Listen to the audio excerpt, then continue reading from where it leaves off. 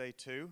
I'd like to ask Professor Lisong, who is a department chair from our machine learning department, to introduce himself and to take it away from here. Please, Professor Lisong.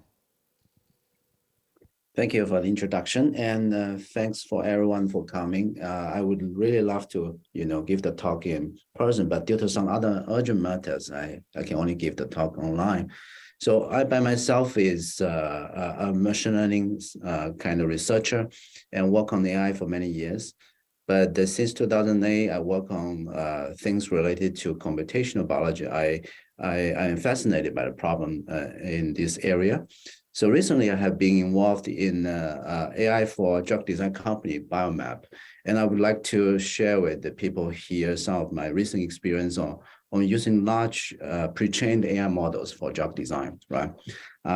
So I would like to start with the current situation I've seen. So in the drug design area, in some sense, we are faced with two challenges. First, in some sense, the time for developing a drug is very long.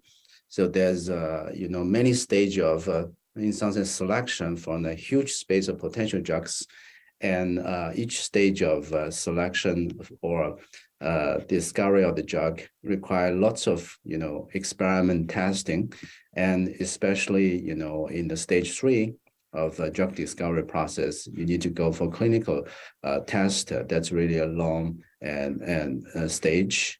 And in each stage, there may be lots of failures. And in the end, the chance of finding a drug is really small, right? So the process is really long. And then the second kind of challenge is the cost is increasing over the years, right? Nowadays, it takes about $1 billion, and the cost is actually increasing to develop a drug, right? So in some sense, it sounds easy to deal with diseases has already been dealt with in the past few decades. What's left to us are those very complex kind of diseases, such as cancer and tumor and other related diseases. And we had to invest lots of R&D dollars in some sense to find the right target and develop the right drug for it. So actually, the kind of fundamental reason why developing drug is hard is because we are really dealing with a very complex system, right? You can think about that we are dealing multi-scale, complex dynamical system. From the highest level, a causes level, a human body is going to consist of lots of different organs. They coordinate and cooperate with each other to accomplish the normal function of a human body, right? And if you zoom into individual kind of organ, you will see it's again going to be some very complex networks. Different type of cells, they talk to each other, interact with each other, coordinate with each other to carry out the function of individual organ.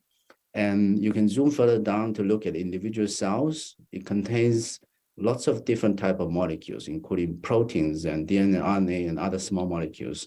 They interact with each other, and in order to carry out the normal function of the individual cell, you can zoom further down and look at individual protein molecule or DNA, RNA. They again have some very complex kind of information or geometry. For instance, a protein can fall into the 3D kind of structure, and there may be interaction between those amino acids in protein sequences, even they are far apart. They form some kind of 3-dimensional graph structure or network of molecules.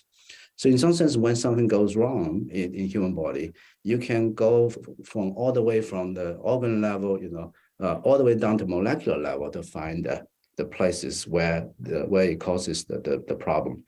And in some sense, the core problem of target discovery in drug design kind of industry is to find the right location, all the way from human body to organ, all the way to the molecular level.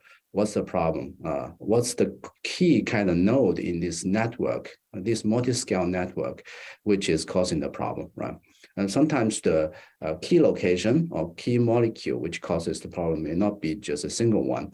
you might want to look at a combination of, nodes in this complex network. You might be looking for in some combination of target in order to treat a particular disease. Once you have identified a particular node or molecule as the target, typically you have to design some drug for it. So it can be a small molecule drug or large protein drugs, right? And then the task is going to be in something designing some molecules, either small molecule or protein drugs with some complicated structure and binding affinity, other property as well, in order to target those key points we identified in this complex network. So in some sense, in order to find the right target to treat a particular disease and designing, the molecule, either small molecule or protein to treat it, we had to, in some sense, take into account information from all the way from, meter kind of scale all the way to a very small scale, right? And the effects of this small molecule, we have to look at it from, molecular level, cellular level, organ level, all the way to the patient level. So this level complexity makes the entire problem very complex, right? Very hard to, in some sense, to deal with, right? So fortunately, in some sense, over the years, biologists, biotechnologists, they have developed different ways of measuring this very complex multi-scale heterogeneous network. For instance, we have a way to measure protein sequences, DNA sequences, right? We have a way to measure the interaction between different proteins. We are able to measure the expression level of different genes within a single cell. We're able to look at, how cell express different genes in a spatial pattern. In different spatial pattern, we are able to take images of an organ, right? And then we're able to do, diagnosis and monitor of an entire body, right? Think about it, and over the years, there are many different type of data or different type of technology being invented to collect data from different scale. But very often the data are not linked together, and they are sort of just providing one aspect, one section of the problem, right? So in the past year and a half, I worked with this company and look at this data in the space, right? So actually, the amount of data is quite large already. For instance, nowadays, the protein sequence data in the public space can be as large as billions of protein sequences, right? And even for antibodies, about a billion antibody sequences, right? So we already have about 200K PDB structures in the database. And in the public space, there's also more than 10 billion type of interaction data between proteins out there, right? For single cell data, including those ones curated in a larger database and those scattered around in different publications, the total number of single cell and seq data is already like 100 million level, right? Yeah. So there's 100 million cells. We have measured the gene expression for them, right? There are lots of different perturbation data using CRISPR knockout of the genes or using small molecule perturbation to different cell lives, right? In the public space, there's already something like millions of perturbations already. And corresponding to those perturbations, there are sort of matching kind of magnitude order of images out there, and not to mention about so many publications we have in PubMed describing all kind of different findings out there, right? So the data kind of volume is getting bigger and bigger, right? And it's very diverse, spanning, genomic data, epigenomic data, transcription data, proteomics data, all the way to the metabolomics, to the phenomics data, right? And someone also did the statistics about the growth of the data, right? And then the growth of data is exponential over the years, and the rate is even faster than the Moore's law. So the doubling kind of time is shorter than the doubling times of the density of the chip, right? So so although we have so much data out there, but most of them, they are in some sense only measuring one dimension of this complex, multi-scale system. And very often these data are unsupervised or collected in a different purpose, right? So the real challenge for AI to contribute to this space is, although we have a big data set out there, they are largely unsupervised, collected for different purpose or weakly labeled, right? So this is the real challenge out there for AI model. So although the data are big, but it's very small when it comes to the particular type of disease we are interested in, the particular type of cell we are interested in, particular type of target we are interested in, the data is very small. For instance, if we are interested in T cell or macrophage, we want to understand how combination or perturbation of the membrane protein can affect its activation level. Then you will find there are very few of such perturbation data, although we have millions of perturbation data for different types of cell lines and using small molecule and CRISPR technologies. But when we are interested in a particular system, for instance, just immune cell, and maybe the co-culture of immune cell with a type of tumor, then the amount of data is very small. We have very small amount of this type of specific perturbation data, right? And similarly, say you already have discover a particular target, which are very important. We want to design another protein or antibody which binds to that particular target. Then the binding data for that particular target is very small, right? It might be just a single digit number of data points out there for the particular target. So if we want to make a model to design, for instance, an antibody which can bind to a specific target with enough strength, then the amount of data is very small. The entire space of design is very large, right? In contrast, the entire space of design is very large. Think about that. If we want to design an antibody, especially the loop regions of this antibody, CDR1, 2, 3. So say you have a 30 position to design in this amino acid sequence, then each position has 20 different choices. Then the space of design is already 20 to the power of 30. It's a huge combinatorial space. So if we want to do experiment for each one, design and collect enough data, so it becomes impossible, right? Where often for the particular type of target we want to design a drug, the amount of data is very small. Or in the target combination case, if you consider combination of targets, there may be thousands of membrane proteins for a particular type of cell. And if we want to find a combination of the target, then the combination may be millions, right? Then it's very hard to do all the experiment, collect the data for it. And you might do at most thousands of perturbation experiments for it, or tens of thousands of perturbation experiments for it, right? So the question is, given the large amount of unsupervised data and weakly labeled data and those public data which are collected for other purposes out there, can we leverage those data to somehow learn something such that the AI model can quickly adapt or being used for those specific type of system we're interested in, or particular type of target we want to design protein for it, right? So this is kind of the challenge. It doesn't matter where you want to find the targets for the particular type of cell, the particular type of system, or you want to design a protein to target particular targets. That's the same challenge out there in some sense. The data is big and need us to build model to consume it. Yet the carefully designed and specifically designed data are very small, and it's very expensive to collect this data as well. Yeah. So fortunately, in other areas of AI, there has already been, people has already encountered similar situation. There's a very nice paradigm in some sense that we can borrow from natural language processing and computer vision and try to address a problem in the space of AI for drug design. So the paradigm, which is becoming very popular and almost dominating in the areas of natural language processing is the two-stage approach. The first stage, what you will do is you build a pre-trained model.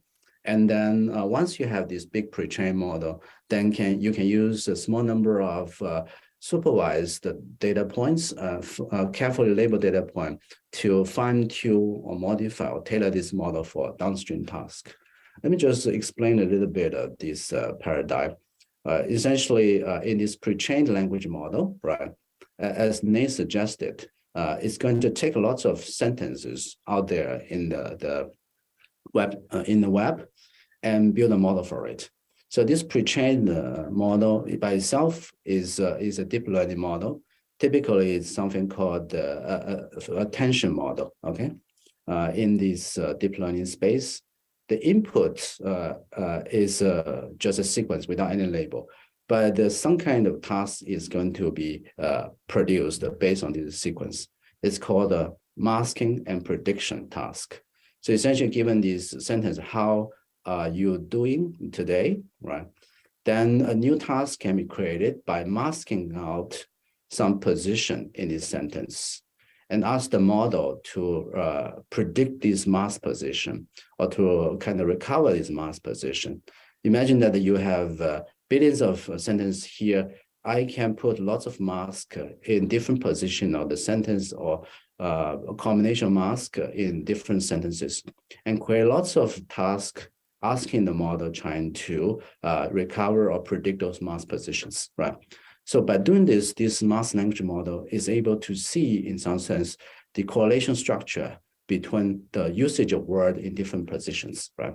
For instance, if you see lots of sentences, how are you doing today? How are you doing today, right? You kind of learn the correlation that how are you and doing today? In the middle, there should be you, okay?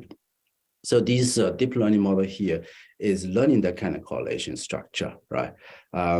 Once you have this pre-trained language model, right, the model can take an incomplete sentence or complete sentence and output two very important things.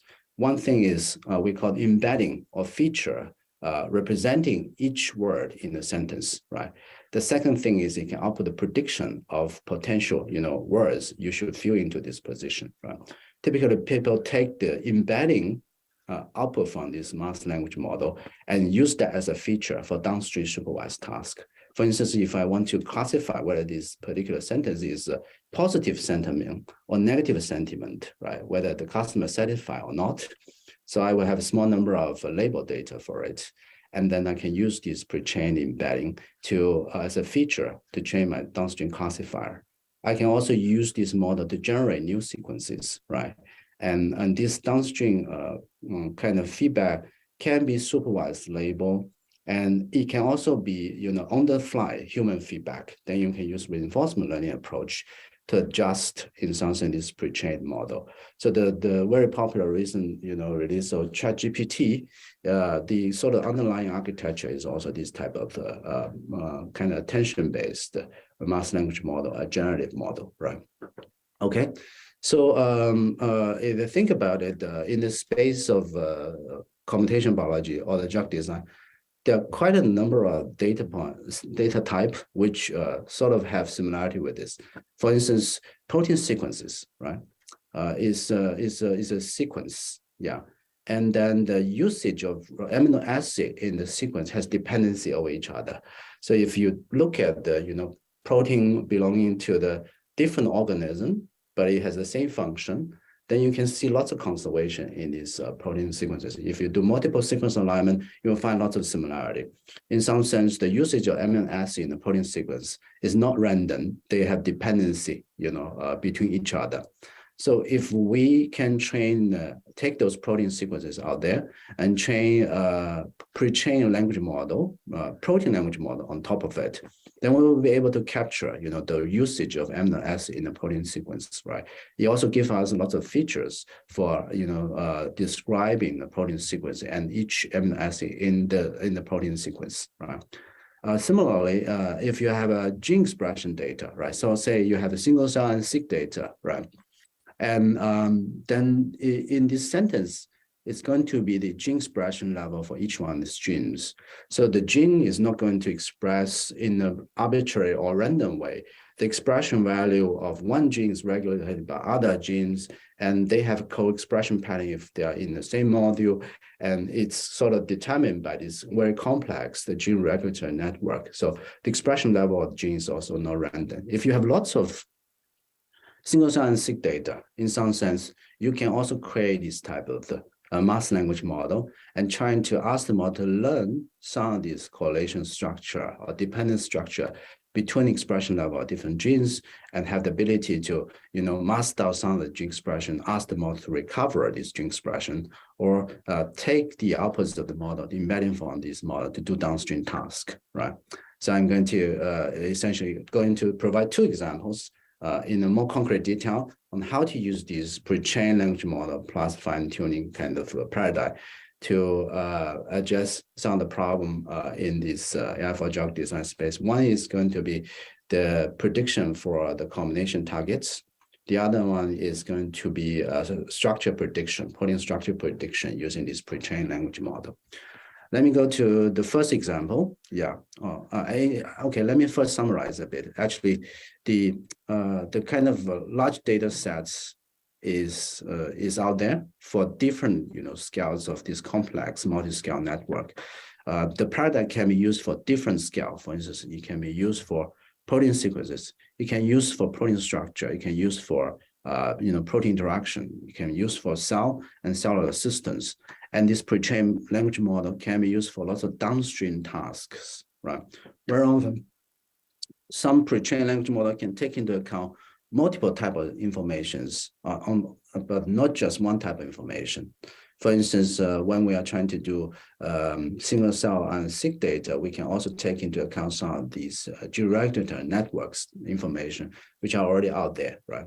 But I'm going to just focus on two examples. One is about the pre-trained language model for single cell and seq. The other one is pre-trained language model for protein sequences, especially for antibody sequences, right?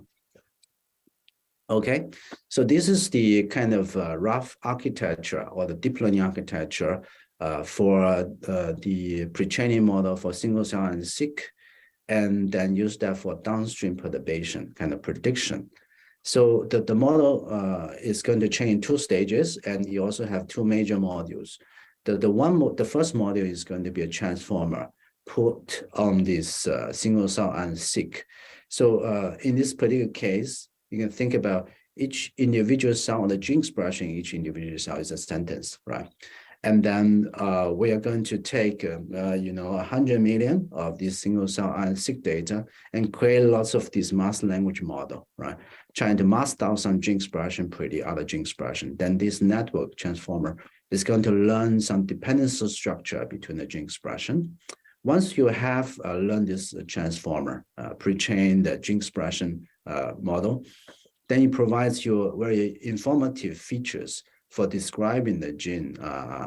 And then we can further fine-tune it to build the perturbation data model, okay? Given additional perturbation data, for instance, there may be CRISPR perturbation to knock out some of the genes, and you can look at how the gene expression changes after the knockout, right? Then you can take these embeddings of the gene as inputs and also the perturbation as an input and trying to predict what's going to be the response of the perturbation. The perturbation can also be function output, not about gene expression level for perturbed cell, but about the function change of the entire cell, for instance. Then that's going to be a just simple kind of regression or classification problem where trying to predict whether the cell has changed in function or not, right? So this perturbation model is going to be built based on graph neural nets. And then the embedding kind of produced by the transformer is going to be feature input into each one is node in this graph. Each one is node in the graph is going to correspond to one gene, and then edge is going to correspond to those interactions. Can be gene regulatory relationship or protein-protein interaction relationships. So this graph neural net is going to integrate information from the transformer and also integrate this perturbation information to build a predictive model, right? So the paradigm is very clear, but actually there are some additional challenges we will face when we try to deal with single cell and seq data. So the challenge here is actually the scale challenge. For instance, what I'm showing you on the top left corner here is gene expression matrix, right, for single cell and seq. Each row is going to correspond to one cell. Each column is going to correspond into one gene. And if I just consider the typical number of genes, it's roughly about 20K, right? And each cell is going to be one sentence. It's like you have a super long sentence which contains 20K words, right? It's a sentence probably never encountered in the natural language processing, right? And you have these 100 million sentences, right?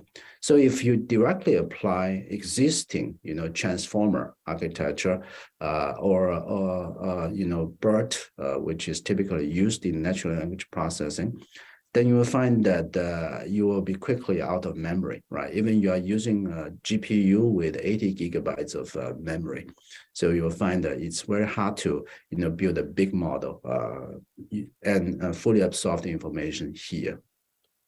What we have done is approach we call the asymmetric transformer, right? The high-level idea is actually based on a very particular characteristic of single-cell and seq data. So when we look at the single-cell and seq data, we find that most of the entries are zero, right? Many of the genes, either they are not expressed or, because the sequencing depth, and many of the genes, the rating is zero, right? Yeah. And actually, if you look at this big matrix, which contain 20K columns and then 100 million rows, 90% of the entry are zero, right? So if we are using this traditional transform architecture, we have to also compute on these zero entries, right? So it's a hugely sparse matrix, but existing kind of deep learning architecture, they will take the zero as input anyway and do the computation on top of it. So that creates lots of computation, redundant computation, and memory kind of requirements. What we have done is we are going to, in some sense, use sparse matrix representation for it, right? So this is a kind of a common idea used in computer science. Instead of treating zero as input, we're going to use the sparse representation of matrix. First, look at those highly expressed genes, right? And trying to learn a pre-trained language model for those highly expressed genes, non-zero genes, and then adding in those zero information afterwards. So this is the high-level idea. So I will walk you a little bit step by step over the process. In order to do this mask language model, so we are going to first creating the mask, right? It's going to mask out some of these locations in this gene expression matrix. So this either the yellow block or the blue block is going to be those masking positions. Some of the masking positions is going to masking non-zero gene expression. Some of the masking positions, these blue ones, is masking zero positions. So after the masking, so you get an even sparse matrix, right? So it's in the step 2, you get a matrix with even more empty kind of places, right? And then we're going to, in some sense, turn it into some kind of sparse matrix representation. We call it padding, right? Some of the rows, for instance, only have, for instance, the first row only have 2 non-zero entries. Then, yeah, what's left is, 0 with padding to some kind of fixed length of n, right? So after the padding, the size of the matrix is going to reduce by 90%, right? Because we have more than 90% of zero entries. Then we're going to put the transformer or this type of attention-based deep learning architecture on these very compact matrices. And step 4, 5, 6, and 7, the 6, they're all about, this traditional kind of a transformer architecture, trying to learn the mask language model in this very sparse matrix. Then once you have finished, tens of layers of this attention kind of module for the sparse matrix, you still want to recover, or predict this full matrix, right? Then you have a process of blowing up, right? You reshape it into the large matrix. Then only on the later layers, you're going to, in some sense, placing those non-zero entries into the right place and adding some additional zero embeddings for those places you have skipped in the earlier kind of deep learning architecture, and then trying to predict back all these different masked entries in the matrix. So the process is asymmetric in the sense that in the early stage of deep learning encoding, you are working with this highly compressed matrix, and only in the later stage you are filling in those skipped locations or zero locations, and then trying to predict back all the entries in the matrix. You can make the first stage very deep and trying to capture the gene expression relationship between those highly expressed genes. Only in the later kind of stage, very shallow number of layers, you try to bring back those information you skipped in the earlier stage, right? So we find that this asymmetric kind of encoding scheme is very effective in terms of both its ability to recover those masked gene expression, and in terms of computation efficiency, reducing the number of memory requirements and also the computation speed, right? So we have here some comparison on the table here. If we take that gene expression matrix with 20K columns and then 100 million rows, and if we apply in a standard kind of transformer, it will require, say we have a model of 11 million parameters, then the number of computation will require 2 to the 20, 2 to 10 to the 20, right? Flops that number of computations. And if we use some kind of low rank transformer, it can reduce the orders of computation by 1 order. And if we use this as a symmetric encoder, we can reduce the computation further to 2 order of magnitude. In total, this asymmetric kind of encoding kind of scheme only require us to spend about 3% of the original computation resources, and being able to build this pre-trained language model for this big single-cell RNA-seq data. And this highly efficient kind of model allows us to go from 9 million or 10 million parameters all the way to 100 million parameters. And at the moment, we're still training an even larger 1 billion parameter model. So you can see as we use a bigger model, the training loss, the loss of the model become obviously getting smaller. As you get even larger model, like 1 billion, the loss is even smaller. We look at the performance of the model on recurrent gene expression with a different level of sparsity, right? Yeah, some gene expression data has very high level of sparsity, only 2%, for instance, on the right-hand side, only 2% of the gene expressed, or due to measurement reason or dropout reason, there's only 2% of gene expression being observed. To the left side, there's around 10 to 12% of gene expression being observed. So across different kind of sparsity level, the model is able to, recover the gene expression and make very accurate prediction. The correlation is very often larger than 0.8, right, across different kind of settings, right? So people actually has tried to use, for instance, some kind of deep learning approach to learn some representation of the cell, and then trying to classify what type of cell it is, right? So very often people might use a variational autoencoder and apply on gene expression, trying to learn some embedding and use that embedding for classifying gene. We can also use this pre-trained language model, pre-trained single-cell RNA-seq language model to come up with the embedding for each cell and use that for classification. So this SCBERT is a recent paper published in Nature Machine Intelligence, and they use a traditional transformer or some actually a smarter version called Performer to learn a single-cell RNA-seq data. And this new approach, as a matching encoding approach I just explained, is able to learn with a much larger number of data and a lot more parameter. And the result of that is the resulting embedding is able to provide us a much more accurate cell classification model, right? Yeah. Compared to some of the other models out there, it has a huge improvement, this pre-trained model, plus fine-tuning kind of paradigm. And a very interesting kind of scenario for target discovery is this gene perturbation prediction. So this is a data set produced by CRISPR knockout Yeah, you can knock out one gene or two gene in a single cell and measure after the knockout how the gene expression level is going to change. And one of the state-of-the-art model out there is GEAR, done recently by Yuri Leskova in Stanford. And our approach, Extremo Gene, essentially is using this two-step kind of paradigm. First, do this pre-trained gene expression data and use that as a feature to build this perturbation model.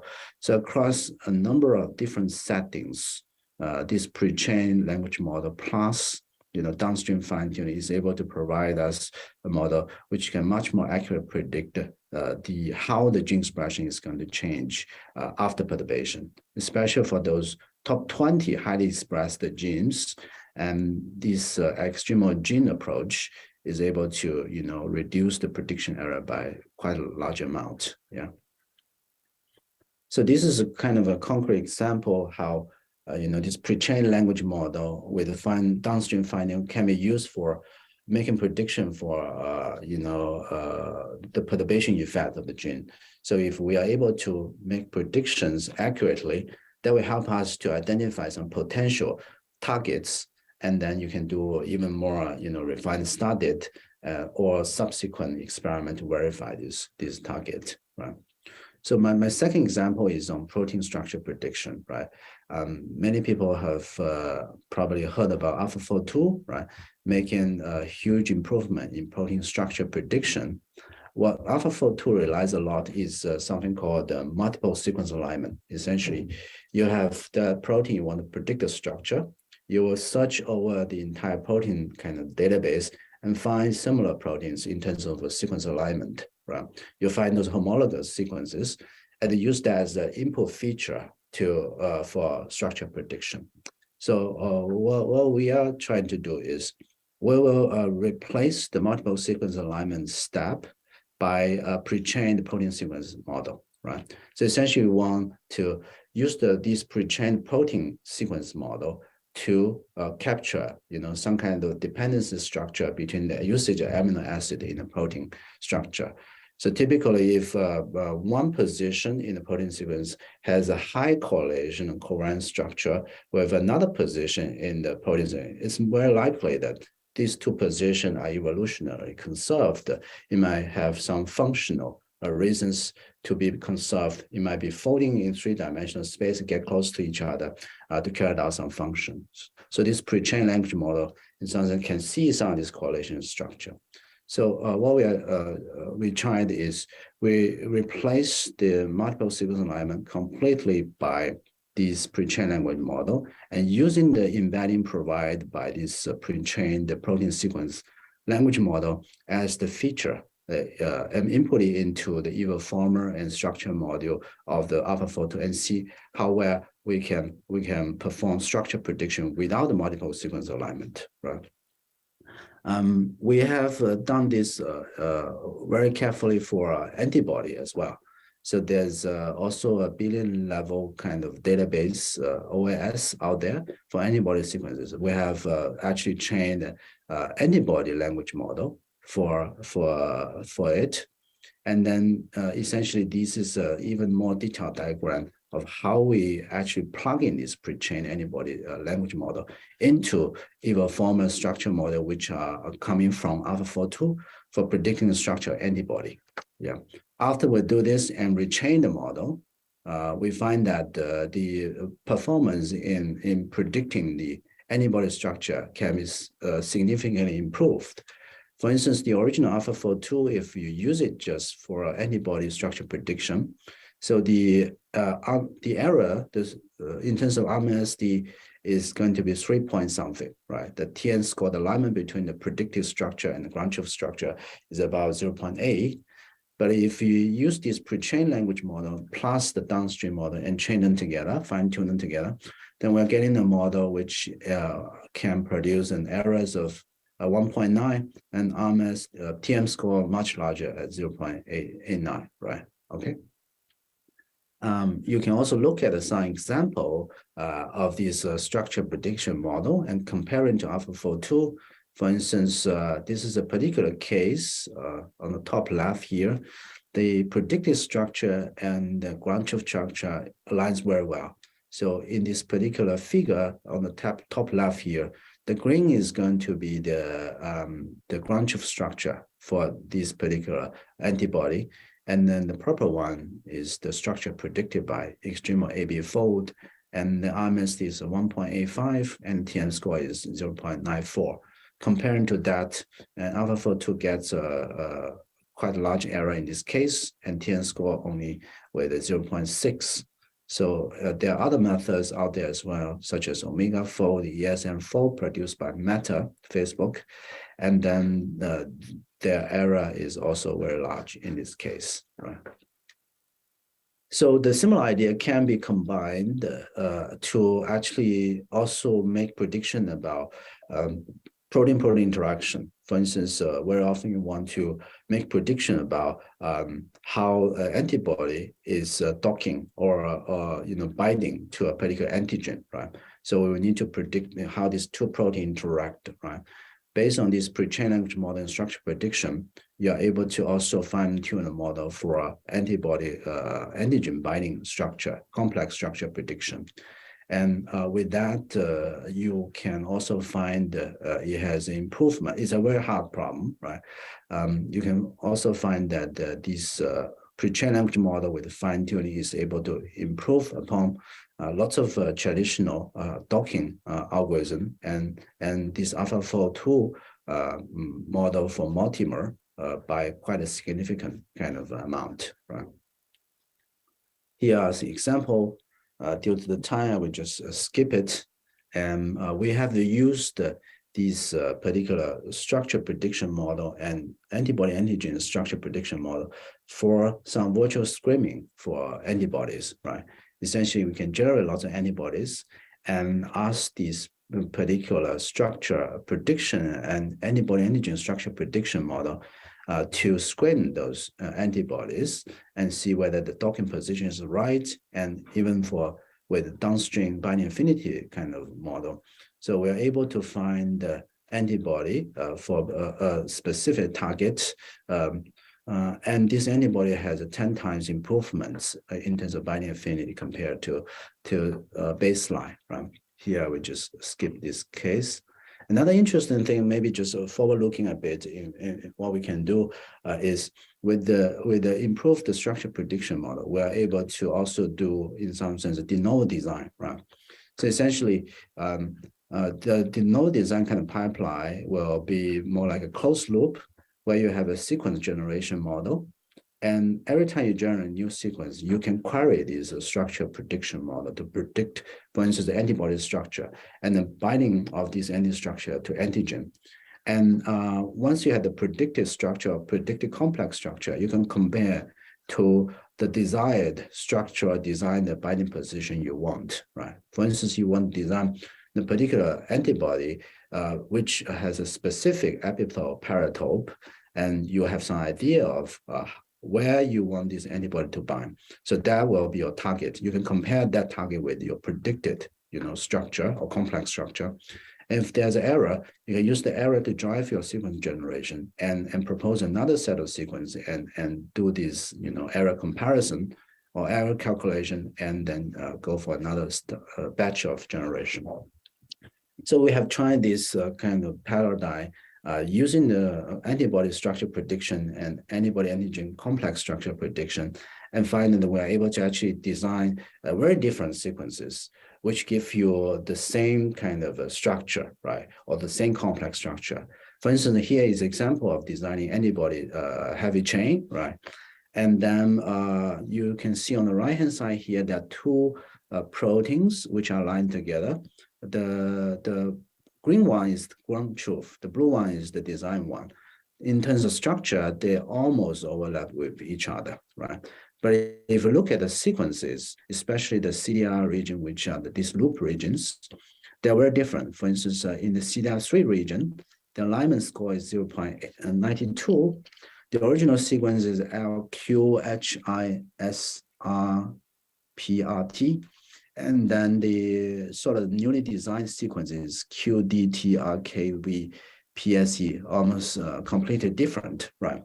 So with this kind of closed loop design kind of paradigm, you are able to gradually find some complete new protein sequences, which will give you the same design structure, but with very different sequence, right? Yeah. Similarly, you can also design antibody which binds to a particular antigen in a given position. For instance, on the right-hand side again, you have the green one and also the blue one, right? The green one is the ground truth structure you want to, or the desired, or the target structure you want to achieve, okay? And then the blue one is going to be the desired antibody, where it actually binds to the particular antigen with the shape you want.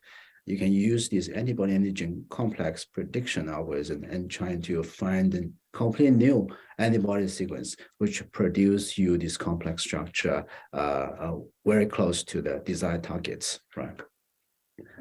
So here is another example of designing mini protein, a similar story, and you can also do it with and obtain a completely new protein sequence, very different sequence, which gives you the same fold for these proteins, right? So, in some sense, there's a lot of interesting problem out there for this drug design, and the target discovery in some sense pipeline, and then the protein or antibody design pipeline, they are connected in some way, right? So you can think about if we're able to make very accurate prediction about how cell responds to perturbation, we're able to find some of the new targets. And in order to be able to intervene or perturb those targets, especially in the protein level, you want to design a particular antibody, a mini protein, trying to bind to it, to perturb it. And then it comes to how do you actually design those proteins, making prediction accurately for these protein properties, right? So this paradigms of pre-training with a large amount of unsupervised data and then build the subsequent downstream model on top of it, fine-tune this model, seems to provide pretty good paradigm solution to addressing a whole range of problem, at least in this case for both for target discovery and drug design problem in the space. And I think what's remaining to be done is how to make this model even more accurate, and being able to predict uncertainty that will help us greatly, reduce the amount of experiments or providing very good recommendation for what experiment to do, right? So overall, that's I think happening in the AI for drug kind of design kind of industry. We see a lot more and more of this big pre-trained model or generated model, doesn't matter whether it's sequence generation or structure generation model, being appearing in this area and making some difference in some cases, showing that they are very promising kind of tools in the space. Okay, with that, I would like to finish my talk and thank you. We will delegate a question to the later discussion. Yeah.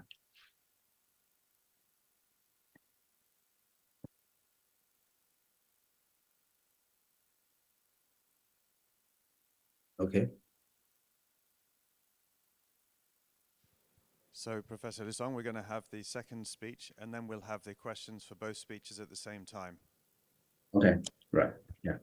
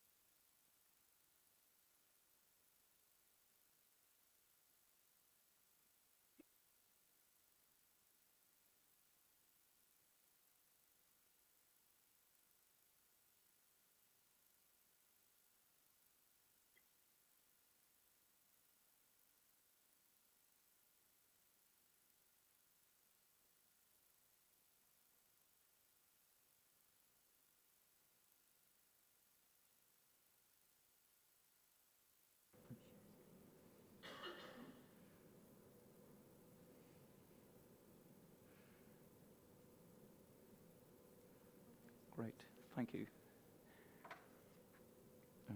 So I presume is that okay?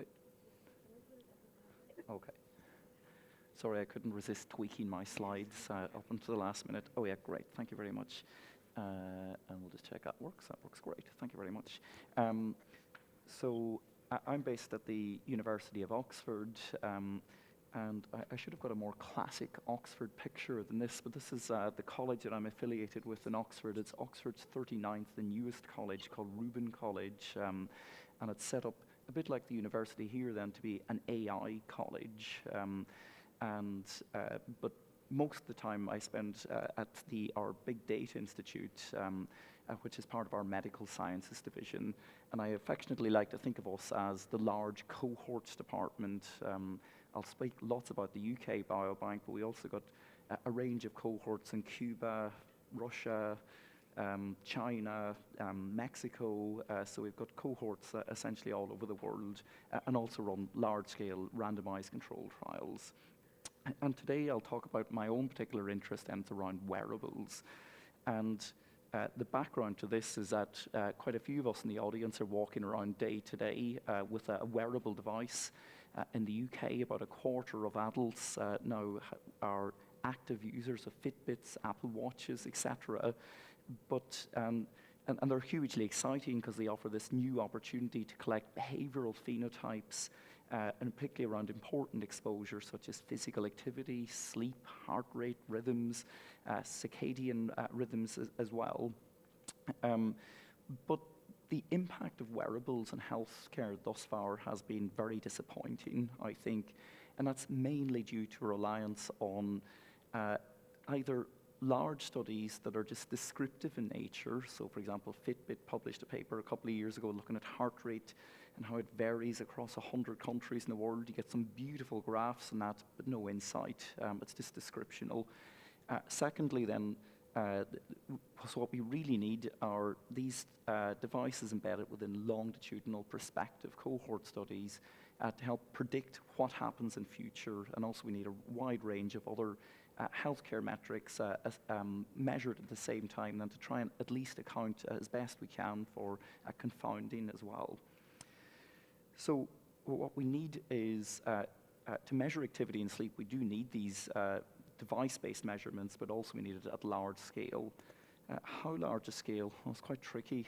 We had this conversation at breakfast this morning about essentially we try and get as many people as possible into our studies. This is the graph that inspired the impetus for the UK Biobank study. So this is from the Prospective Studies collaboration then that we run out of Oxford, bringing together lots of cohorts from around the world. And here we're trying to look at the association between ischemic heart disease and systolic blood pressure. And essentially, if you start on the left-hand side from a Framingham-style study of about 5,000 people, which is, and this study's informed cardiovascular care over the last 50 years in a hugely influential way, and we're trying to see the association between systolic blood pressure and the hazard ratio for ischemic heart disease, and we look at different age groups. It's very hard to tell any clear signal if you're looking at a particular age group.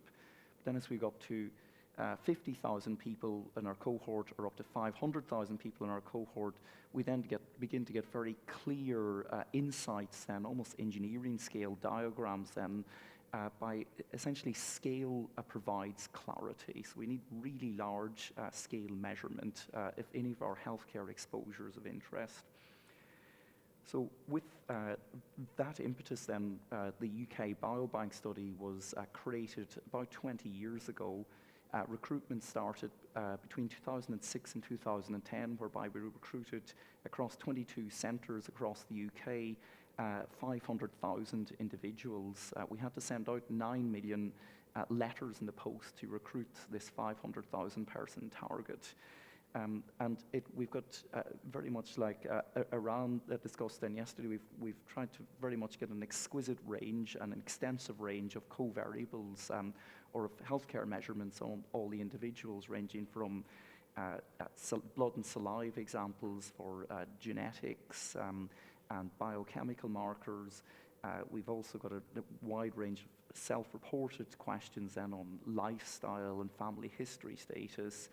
And a key aspect of the UK Biobank is the linkage to our NHS healthcare record system in the UK, then to link up to primary care records on a half of the cohort for GPs. We're trying to get it on the entire cohort. Also, then we've got linkage to our hospital episode statistics, mortality databases, cancer registries, and as exciting as all the omics resources are and imaging resources in the UK Biobank, the key fundamental part of the UK Biobank is this linkage to electronic healthcare records, so we know what happened to the people before they came into the study and also what happens to them afterwards. This is a really important fundamental part of the study. The part that I lead on and I'm very interested in is the wearables components, whereby we've given the participants wrist-worn accelerometers, and nowadays I would argue that the wrist-worn accelerometer is the staple measurement for activity and sleep. So by giving one device to an individual, we record their movement behavior 100 times a second in 3 dimensions, forwards and backwards, side to side, up and down. We do so 100 times per second. So we get around 60 million data readings per participant per week. And from that, we can then make inferences, as I'll show in a little bit. Is this going to, no, I don't. Oh, I do have a pointer. So that we can make inferences on their activity and sleep status from just this single device given to individuals. Our aim was to collect this on 100,000 participants. So to achieve that target, we had to send out about 250,000 email invites to the participants, and this was essentially a cold email that was sent about 5.5 years after they came into their one of the pop-up centres. So we're really quite pleased with this response rate of what was about almost 50%. Then once the participant did agree to take part in the study, we then sent out the device in the post to the individuals. They put the device on, were asked to wear it, forget about it, and then take it off 7 days later and send back in a prepaid envelope in the post. And of those participants, about 93% wore the device for sufficiently long and returned it, and we got it back in the post, etc., to get a good stable measurement of their activity and sleep status. And the data that's recorded from these devices is high frequency, but it's also sensor data, so it's messy, it's noisy. So we have to go through a number of cleaning steps, and from the left here over to the right, to first of all resample the devices. They reportedly sample at 100 hertz. They don't. It fluctuates between 94 and 103 hertz. We resample it to its original intended sample rate. We calibrate the devices. If I've got 2 devices, I put them on the table here. They should give the same output, but they don't, so we need to calibrate them or zero them to ensure that we get a similar output across participants. We measure movement in 3 dimensions. We like to combine that together into a vector magnitude. We've got to deal with machine-related noise and vibrations, and also the effects of gravity then by filtering out signals we don't want. So we have the actual measurements and signals that we do want. When we ask 100,000 people to wear a device, not everyone will wear it all the time, so we try and detect when the device is worn and not worn, and also then to adjust our analysis based on the times of day that a device has been worn. So if I get a crude average over the signal, I could cheat and take the device off at night time when my data is usually pretty low, so if I get the average of the rest of it, it's unfairly high, whereas I don't know, MBZUAI then might take it off during the afternoon when he's gone off for his run. His average would be unfairly low, so again, we need to adjust for that so we get a fair comparison across individuals. From that, you can, first of all, get some nice measurements or inferences descriptively of how essentially human movement or physical activity behavior vary over a 24-hour period. X-axis is hour of day, Y-axis is mean acceleration, which is an excellent proxy for overall physical activity status. And for example, here we can see that, as expected, older men and women are much less active than their younger counterparts, particularly in the afternoon and early evening. But again, this is, of course, just a descriptive cross-sectional. I'll get on to the longitudinal work soon. A question we often get asked is, well, you've given the device to someone for 7 days. I change my behavior quite a bit. How good is a 7-day measurement? So we followed up in a subset of 3,000 participants a couple of years later. We asked them to wear the device for 7 days, but at 4 time points through the year. And essentially, if you regress the original measurement between 2013 and 15 with these 4 repeated measurements a couple of years later, the within-person correlation or measurement error lambda coefficient is about 0.7, indicating that we get a pretty stable measurement from just a single 7-day measure or a single 7-day wear of the device. And then from this, we can first of all cross-sectionally look at how activity is different between people based on prevalent disease status. So here we've got the amount of minutes spent in moderate physical activity per week. The dotted line is for those from whom we could find no history of chronic disease. And we can compare them to, for example, those with mental health disorders, cardiovascular disease. And as you can see, perhaps unsurprisingly, prevalent disease status or activities associated with essentially all types of prevalent disease apart from infectious diseases. And again, this is maybe not hugely surprising because it's A, cross-sectional, and B, we had anticipated activity would be associated with a number of disease outcomes. And the beauty of a biobank, like many of the other biobanks we've heard about, is that one can break down these categories. For example, cardiovascular disease, we can break it down into its subtypes then much more in a much more detailed fashion, and again using the electronic healthcare record and routine data. So, for example, unsurprisingly, I'm saying that heart failure is one of the cardiovascular disease subtypes most strongly associated with activity. Again, unsurprising given heart failure is very much defined by a person's physical function status. Where things begin to get much more interesting then with a resource to the UK Biobank and the large wearables collection we have is looking at prospective or longitudinal associations. So this is a paper now published a couple of years ago that looked at the 5-year follow-up. So essentially we removed people with prior cardiovascular disease, account for the kind of usual covariates, and what we can see is that after the 5.5 years of follow-up, we had about 3,500 incident cardiovascular disease events, overwhelmingly MIs and strokes. And what we can see then, so with our forest plot, we got our reference group, we got essentially we got quarters of the distribution, and we could see those in the highest quarter of the distribution have got a hazard ratio of about 0.6 or thereabouts. Is it surprising that doing more physical activity is associated with lower incidence of CVD? No, but what is surprising about this is the strength of the association. So in the past, essentially all public health guidelines at present assume that those in the top quarter of the distribution have got maybe about a 20 to 25% lower risk of developing cardiovascular disease based on our old self-reported measurements of asking people what they do. However, now using the device-based measurements, we're getting about double the strength of association with an indication of about a 40% lower risk in those who are more active.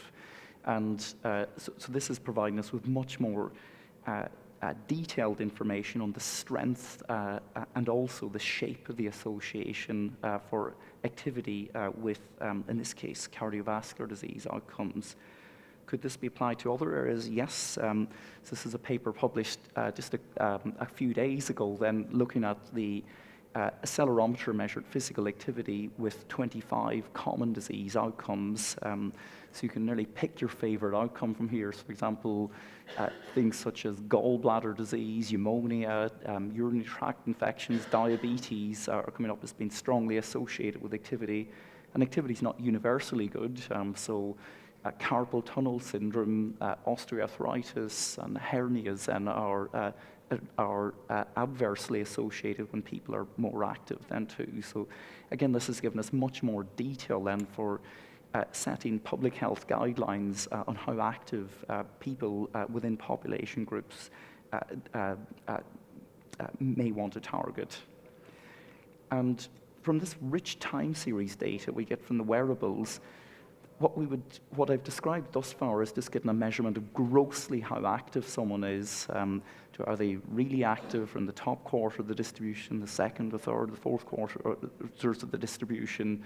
But we can get a much more detailed information because we're getting these high frequency measurements, and the intuition is that there's bound to be some signal or a pattern or signature in this time series data that is going to be associated with sitting versus walking versus driving.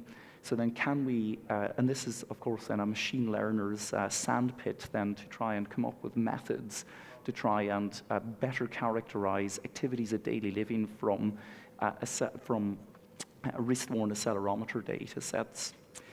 In the field, until pretty recently, there have been two fundamental limitations and approaches to this. The first is a reliance on laboratory-style data sets. How a person behaves in a tight, constrained lab environment is different to how they move in their natural, everyday, free living environments. And then secondly, in the past, we've relied on the extraction of handcrafted features from this signal. So usually we get maybe the mean of the signal or each of the axes and some standard deviations and some frequency domain features. But we don't really know, I think, exactly what features to extract from that. So there's been, I think, two interesting advances of late. The first is moving away from the laboratory data sets to free living environments. So to achieve that, we give people little cameras, and I won't be able to find this one out of my pocket here now, but we give them cameras that look a little bit like this, that they would put on their shirt, and they take first-person point of view images similar to what's going on the screen behind me here, and if I can keep that playing. So then we get these first-person point of view pictures of the types of activities people are doing in free living environments. So these take a picture about every 30 seconds or thereabouts over a 20-hour waking day. So from the camera images, it's almost bleeding obvious what a person is doing. And this gives us a wonderful ground truth of activities of daily living and free living environments. And then the idea is that you have the wrist-worn accelerometer at the same time as the same accelerometers we use in the UK Biobank, and then from the accelerometer only, how well can we identify activities of daily living? And then secondly, in terms of the handcrafted features, we're really excited about self-supervised learning methods. So the UK Biobank is this huge but unlabeled data set in 100,000 people. If we take every 10 seconds a signal, we get about 6 billion samples, but unlabeled samples. However, then we can create some weakly supervised labels then from that, such as for a 10-second signal, we can reverse it, or we can permute it, or time warp it. So then we've created essentially labels. Is it in its normal orientation, or is it in one of these other altered orientations in terms of the time series element? So then we can, you can train your, I guess, favorite neural network of choice then to try and identify between these 4 different states. And by doing that, our theory is that this forces the neural network, taking into account the raw data, to learn some features that are fundamental to human motion dynamics. And the idea then is that we take all your early layers then from this and a transfer learning network and take it into the camera data sets where we've got beautiful labels on the individuals, but obviously in a smaller number of individuals. So we've got data sets of about 130 participants who've got the camera data and a label every 30 seconds as to the type of human motion behavior that they're involved in. So by taking the early layers in from our biobank self-supervised learning to get our features, we can then put on the activity classification head then at the end to identify the activity types that we're interested in. How well does, then we apply a hidden Markov model at the end of that to take account of the time series nature of this data. The intuition is, if I have a 30-second prediction of sleeping, sleeping, bike riding, sleeping, sleeping, it's unlikely someone went for a 30-second bike ride in the middle of the night, so then we just smooth over those erroneous predictions. How well does the self-supervised learning work? It probably gives us around a 7 to 8% boost in terms of kappa inter-rater reliability statistics against the camera-related ground truth. But before doing any epidemiological analysis then of these machine-learned activities, we also did some sense checks in the biobank data set. So it works very well in our camera data sets with held-out test data sets within that. But does it have face validity in the UK biobanks? We did 2 checks. The first is around sleep status. So x-axis is hour a day, y-axis is probability of the population subgroup being asleep. And there's a chronotype questionnaire in the UK biobank. Do you think of yourself as an evening person or a morning person, or definitely an evening person or definitely a morning person? So we look at the differences then, for example, at 8 a.m. at a weekend between evening people and morning people, where there's an expected difference in the likelihood of them being predicted as being asleep. And then for a few of us then are staying at the Warner Brothers Hotel, I've put on a particularly special example here that I affectionately like to call the Batman plot. So this is looking at cyclists. So the x-axis again is hour of day, y-axis is probability of cycling, and it's looking at people who report that they commute to work by bicycle versus those who report not cycling to work. Again, we can see clear spikes in the in the likelihood of people cycling at key commute hours. Again, gives us extra, reassurance that our machine learning method is performing in an expected direction. So then how well does this work? Well, if we try and identify, for example, sedentary behavior or light activity or moderate activity, we use these compositional data analysis models. And the intuition here is I'm just trying to train the substitution between time spent in sedentary behavior versus light activity, holding the other behaviors constant. And then our y-axis is the estimated hazard ratio for incident cardiovascular disease outcomes. So we can see it's good to move to replace sedentary behavior with light activity, and it's even better if you can replace light activity or any activity with doing more moderate activity. There's just this stonking great association then as people move into doing more moderate or vigorous intensity physical activity. And we also find the self-supervised learning particularly helpful to identify a very simple but intuitive measurement as steps. And you think, oh, steps is a very obvious thing to get from a wearable, but it's not that easy to do because we got a device in the wrist and I'm trying to then infer movement that's happening at the feet. It's not a straightforward or easy challenge. But we use this hybrid machine learning approach to identify steps, and we've reduced the root mean square error from previous approaches from about 20% down to about 8%. So we're getting reasonable estimates of steps now.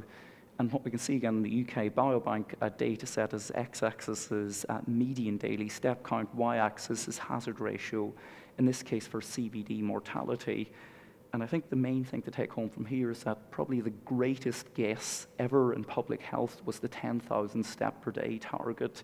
So this was back, I think, in the 1970s. It was a guess made, I think, from Japanese researchers based on very ropey data. I think it was maybe more based on a marketing slogan, but it's a frustratingly accurate guess. So we find 10,000 steps is probably near enough a sweet point in terms of our dose response curves and too. So it's so I think we've got a lot more confidence in that as a potential target nowadays. But it's I think very interesting to see that And also then from the device, I said, we're not only measuring activity, but also there's the ability to measure sleep, because these devices are on people's wrists while they sleep at night time. Trying to identify sleep versus wake, we can do reasonably well, but what we really love to do is to identify sleep stages. So are we in REM sleep, non-REM sleep, which stage of non-REM sleep?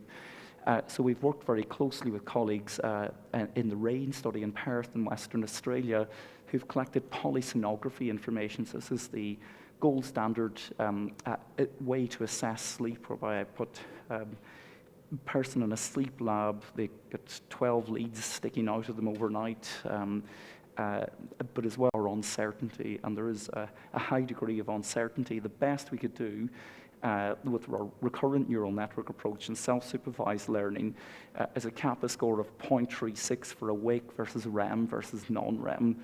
So this is an incredibly difficult challenge. That's why I think what Aaron and his team are doing, looking at multimodal sources of information. I think that's what we need to move as a field then to try and better assess sleep and sleep quality.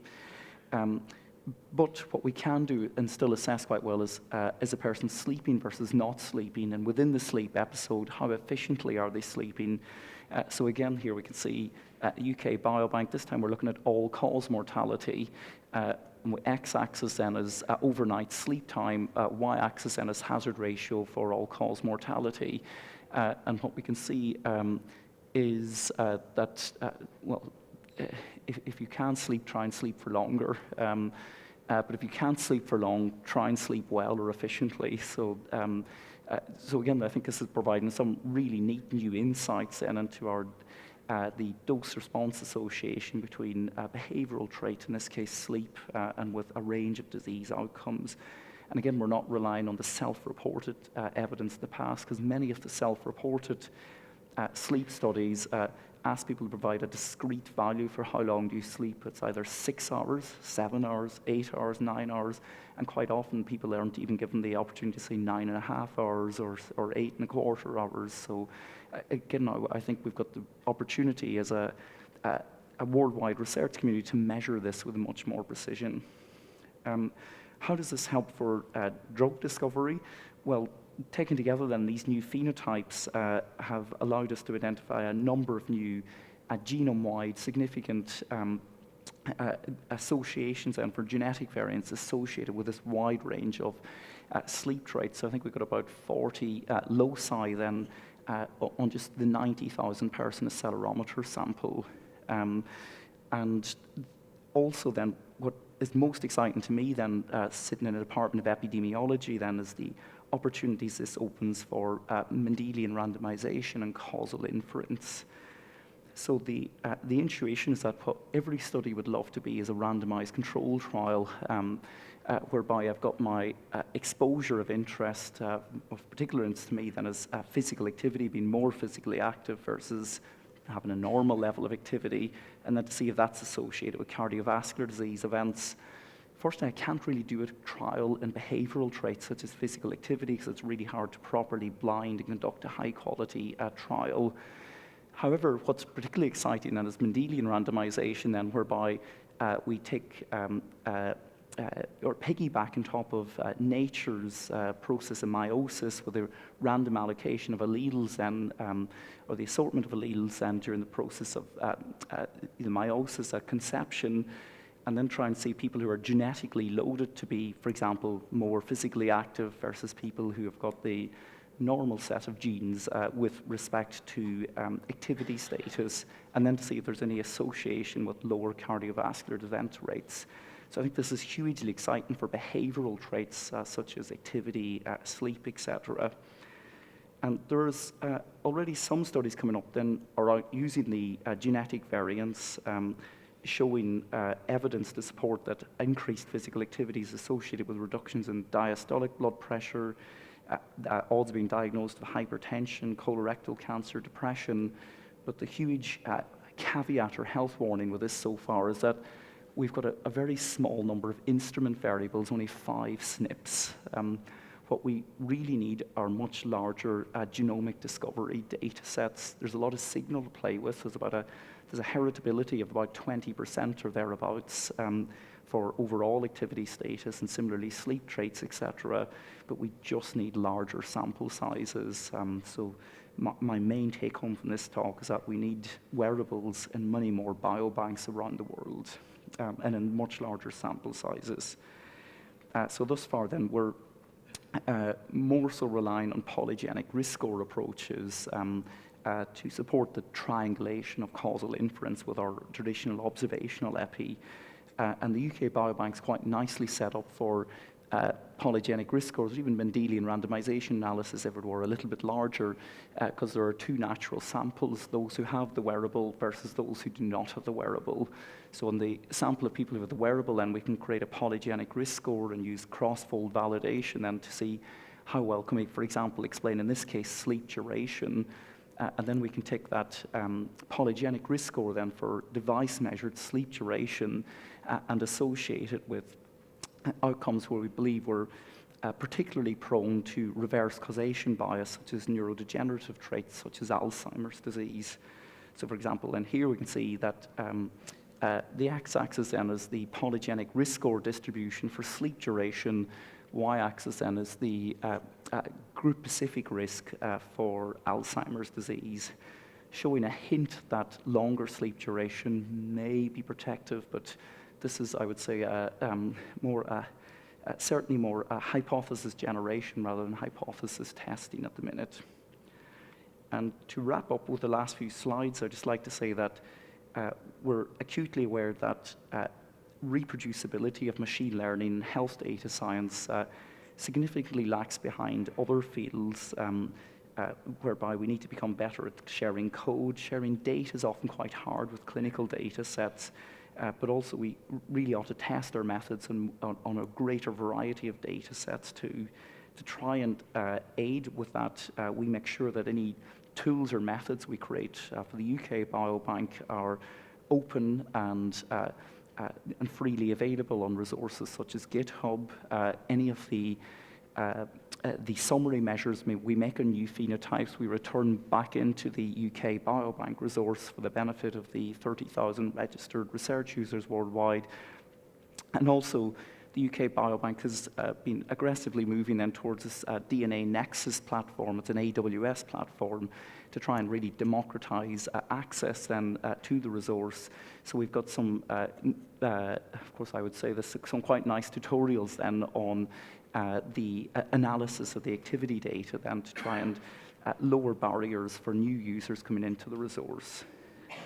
And finally, what new phenotypes are we working on?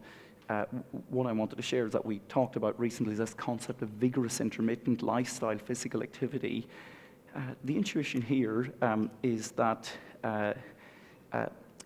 many of us might not like doing exercise and don't formally do structured exercise. But we can get in little bursts of exercise, such as walking up the stairs, running to catch that bus that's just about to leave the bus stop. And those are really short bouts of maybe just up to a minute of activity. And these results are almost miraculous. As this is in people who don't formally have structured exercise, and if they have just up to 3 of these 1-minute bouts of kind of vigorous intermittent activity, there's an inference that is about a 30% lowering, or a 30% lower risk of, in this case, all-cause mortality. It feels almost too good to be true, and we've tried to break this result as much as possible by removing the first 2 years of follow-up to try and get a little handle on potential reverse causation bias. We've tried to adjust for the kitchen sink in terms of trying to consider confounding. We've considered E values in this too, and we'd need a pretty big unexplained confounder as well to explain away this. So it does seem nearly a bit too good to be true, but we currently can't break this at present. And also we're really interested, because the device actually has a light sensor on board it, so thinking about circadian misalignment and circadian rhythms, it's really important that we, light entrainment is really important. And this is a really nice result from a group in Australia then that have looked at essentially people who were exposed to higher levels of light during the nighttime or lower levels of light during the daytime have got a much higher likelihood or odds of being subsequently diagnosed with major depressive disorders. So again, bringing into account this light source of information along with the activity sources helps really better assess phenotypes around circadian rhythms and misalignment. And I think this is my third last slide then, so we're really keen then to as I say, collect wearables information in other biobanks. In China, over the COVID period, we collected data in our Chinese Kadoorie biobank in about 20,000 individuals. There's wonderful geographic variation from Harbin in the freezing north to Haikou in the tropical south, rural-urban divides, and particularly thinking about circadian rhythms and circadian misalignment. The Chinese population will be fascinating to follow, because no matter from east, or from west to east here, there's, I don't know how many thousand miles it is, but everyone's forced to be living on the same time zone. So there's this huge natural experiment going on in terms of in training people against their circadian system in terms of light-dark exposures. And also within the UK Biobank, we're interested in not just the accelerometry, but also recording other wearable sources of information. So we've given people a cardiac monitoring chest-worn device, and the aim is to collect that in about 35,000 individuals. We've still got a bit of the way to go, so we've collected in about 14,000 individuals so far. They wear the device for 14 days. But at least the accelerometer signal, again, has got huge face validity in that older participants are, as expected, less active than younger participants cross-sectionally. So to finish up, I hope I've at least made you think more about and convinced you that we need more wrist-worn device data in more biobanks. It's very well established now. We've collected this probably in 150,000 individuals across different biobanks, but we really need to scale it up to the next level. Ideally, these collections should be embedded within biobanks that have got, that are blood-based and also got longitudinal follow-up. And of course, then this should also be underpinned by diverse and substantial validation data sets. And in particular, then, this would, I think, open up a completely new avenue of research to answer these important but currently unanswered questions. And particularly, think about the biobanking then to give us a much wider range of SNPs or instrument variables for the causal inference analysis. And very lastly, if you are particularly interested in learning more about the analysis of wearables, we're running a short course in Oxford next month. So if interested online or here in the audience, please do sign up for this course, and thank you very much for your attention.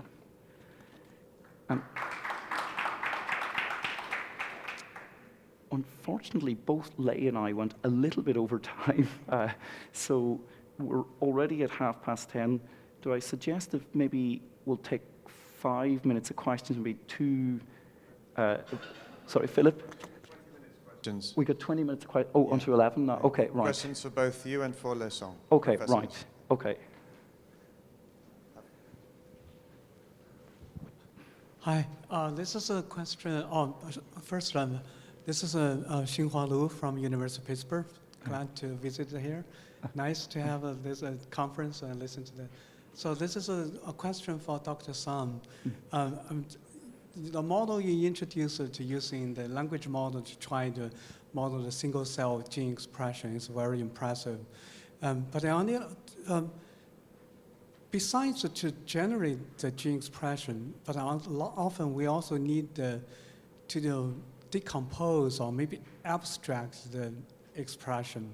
For example, gene expression in any single cell is a mixture of the genes controlled by different signals. I just wonder whether this language modeling that you applied can be used to decompose such signals. Let's say, we say, okay, within this particular cell, PD1 receptor was activated, so therefore certain downstream gene was activated. You can use this as marker. So whether this is possible, and then if another question you also mentioned is cell-cell interaction, right? So you think that language modeling will encounter into the scale problem when you try to model the cell-cell communication within the, let's say, tissue microenvironment? Thank you. Yeah. Yeah, so in some sense, we are using the most, in some sense, basic kind of transformer model. At the moment, we didn't, integrate enough, in some sense, derogatory information into the pre-training model, right? We are also only using that some, pathway information in a downstream perturbation prediction, right? Yeah, and then I believe that by integrating these kind of regulatory information into this single cell and seq data, you can get even more accurate or learn better representation, which reflects on the biology as well. In terms of the cell-cell interaction, we haven't looked into it. Part of the reason being that it's very hard to get, in some sense, two cells, they co-culture and you measure the expression. So I imagine that as we're getting more and more spatial transcription data, it will become more viable to, to pre-train some kind of gene expression data for, pair of cells, which they, interact and co-express. But at this moment, the scales of spatial transcription data is not there yet to do this. But we definitely are looking into it. I believe that by modeling cell-cell interaction, we're able to, get more how these systems are responding to kind of perturbations. Yeah.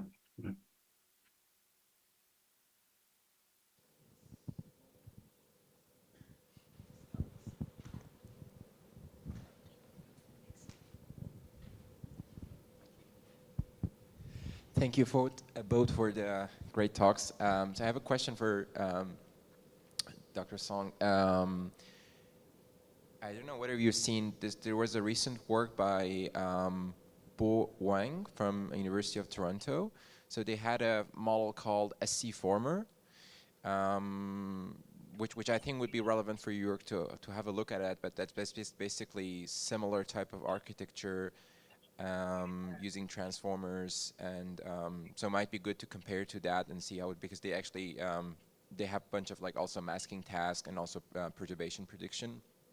And so I have a general question regarding kind of like a pre-training task, yeah? So I think that the key to the success of like pre-trained language models on protein structure and also language models is the inherent structure and order that exists as a grammar in languages. Yeah, so basically predicting the next token because the previous tokens are meaningful, and so it basically tries to learn this structure. Whereas in tabular data with gene expression, if you do random masking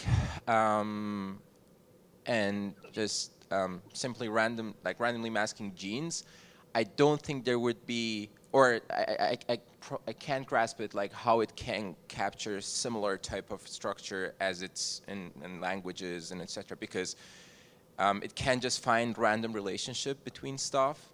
And have you tried to test this to see whether it can actually learn a meaningful representation? And then one last question is, for the pre-training, do you just use single-cell RNA-seq, or are you also incorporate other modalities in your pre-training? Right, so very good question. So yeah, it requires a little bit of thinking how these master language models are being applied to single-cell seq. Actually, one major difference is that, in the language or the protein sequence, you just compose together those words, right, to make a sentence. Or in the protein case, you compose together those amino acids to make a sequence. But for the gene expression case, actually, in some sense, the length of the sentence are always fixed. It's different from natural language or protein sequence. Actually, you can have sentences or protein with different lengths. You are looking at the relative position in some sense in the usage of the word or the dependence of the word in the relative position. The position is important in that case, yeah. Yeah, so but the gene expression case, in some sense, we have absolute position because each gene has its meaning, right? It doesn't matter what type of cell you have, it's always this gene. Of course, it has isoform or something. It's assuming that it's always the same gene and they express and translate into the same protein. So actually dependency there is more like because the presence of a regulatory network, right? There are some genes or some protein, they belong to the same module. If a particular transcription factor is switched on or overexpressed, it might switch on the entire module. The dependency in the gene expression level are actually are there because of the underlying kind of transcription factor regulatory network or protein interaction. So as long as there's some dependency, then this transformer kind of base model can learn it, right? So although the type of dependency is very different in the sequence way, which is more of the relative usage of those tokens in the sentence. So sometimes in the natural language processing kind of area, people will build something called parse tree, right? Over the sentence. So which one is the noun, which one is verb, and they have a relationship. That kind of a parse tree structure is like regulatory network in a single cell case, right?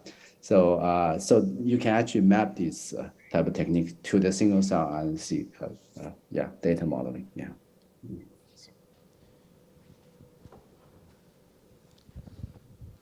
Thank you. Good morning, everyone. Thanks for this wonderful talks. Dr. Lee Song, I have a few questions. I'm also a computer scientist who got fascinated by this field of biology, studying protein structures, analysis, alignment, generation, and all that. So I have my first question is related to the first part, the unsupervised learning technique that you used to go from that huge matrices of gene expression into an embedding space. So you have mentioned the size of your original matrices. So how about the size of your embedding space? Right. So what we are getting embedding is for each gene, we're going to get the vector of dimension, something like 700 roughly, right? So in the end, you have a new cell, which with is gene expression, right? And after the model, you will get an embedding vector for each one of this gene. The dimension of these embeddings is about 700, right? And the representation is also high dimension in some sense, but it's a model which after training with lots of single cell RNA data, hopefully the feature is good. So actually, I forgot to answer one question brought up by the previous audience. We actually use this embedding to do some of the visualization as well. For instance, for using UMAP, right, we can produce some embedding and look at how different type of cells are embedded in the space. We also see a very clear, separation of different cell types, right? And sort of is learning some, coordinate or dimensional feature, which still preserve some identity of different type of cells, right? Yeah. Yeah. Related to this as well, did you try, for example, to see how your embedding representation is able to represent some clear perturbations? Let me tell you one example. For example, we know that in cancer cells, the HK2 gene is overexpressed.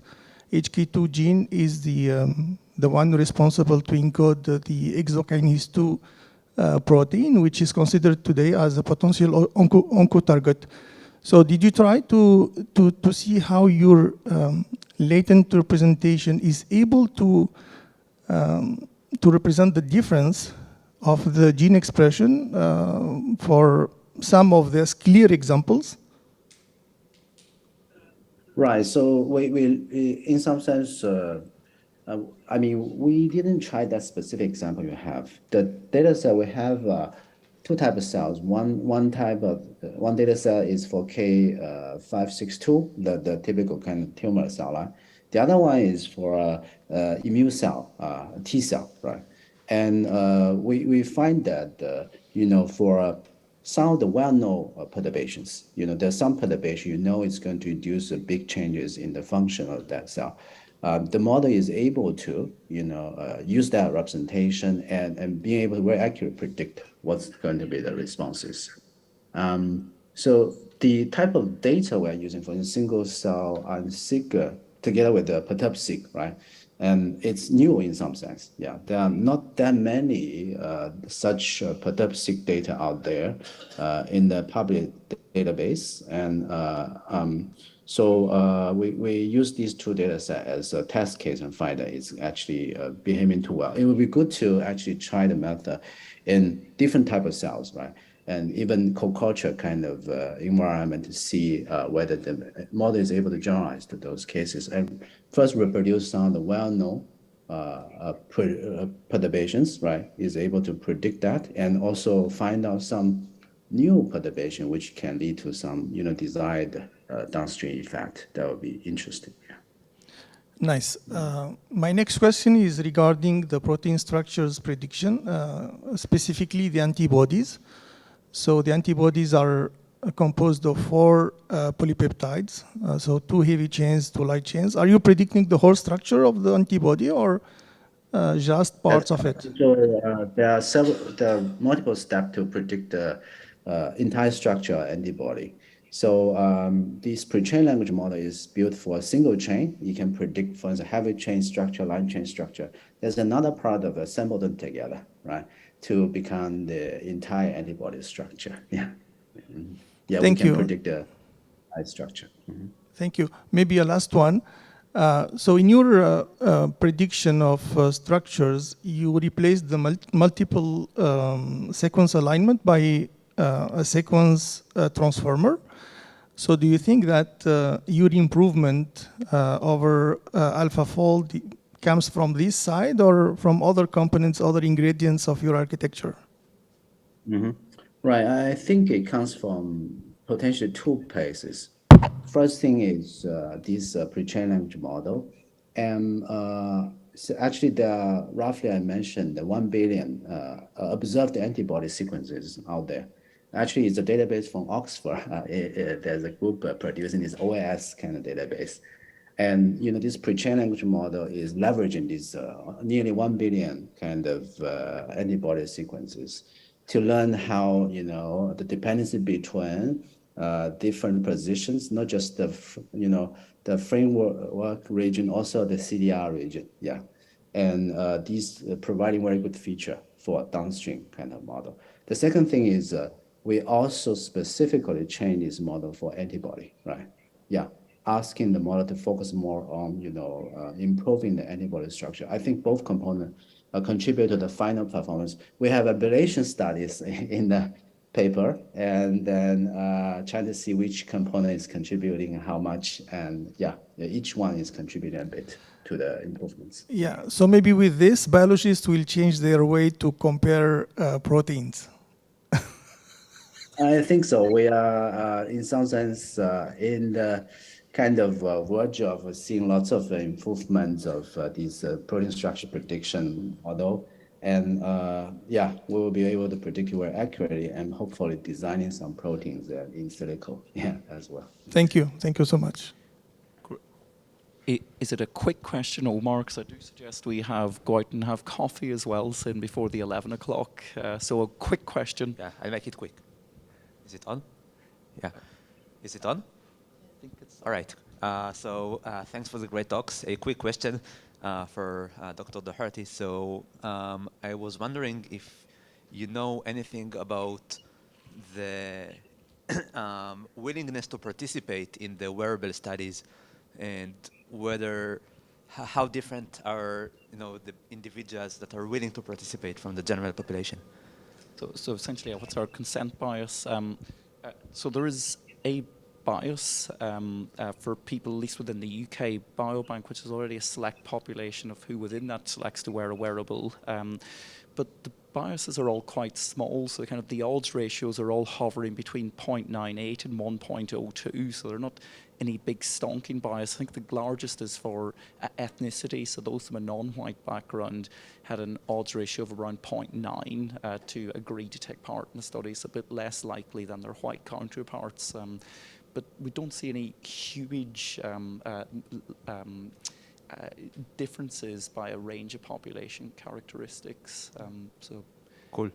Is there any genetic evidence other than ethnicity? Genetic evidence. Well, that's a nice one.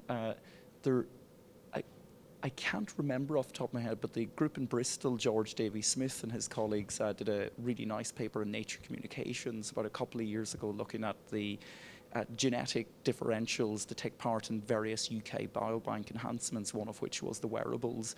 Unfortunately, my mind has gone completely blank there now to think, were there any particular findings from that particular paper, but it might be a nice one to look at in Nature Communications. So that's it. Thank you. With that, I suggest we go to tea and coffee out there before we have Omar and Yuri up then at 11 o'clock. And let's thank Leigh again for his talk this morning and the Q&A.